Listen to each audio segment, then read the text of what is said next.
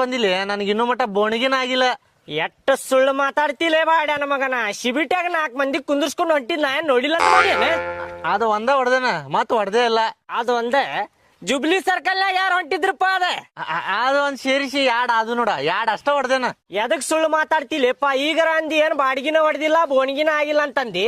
ಮತ್ತೆ ಶಿಬಿಟ್ಯಾಗ ನೋಡೇನಿ ಜುಬ್ಲಿ ಸರ್ಕಲ್ನಾಗ ನೋಡೇನ ಅಂದಾಗ ಅದೊಂದು ಯಾಡ ಹೊಡೆದೇನ ಅನ್ನಕತ್ತೇನ ಮಗನ. ದೋಸ್ತ ಹೊಡ್ದೇನ ಮತ್ ಹೊಡ್ದಿಲ್ಲ. ಅದೆಲ್ಲ ಹೋಗ್ಲಿ ಬಿಡ, ಅದೆಲ್ಲ ಹೋಗ್ಲಿ. ನೀ ನನ್ನ ಹಿಂದ್ ಫಾಲೋ ಮಾಡ್ಕೊಂಡ್ ಎದಕ್ ಅಡ್ಡಾಡಕತ್ತಿಪ್ಪ? ನೀ ಬಾಡಿ ಹೊಡಿಯೋದ್ ಬಿಟ್ಟ.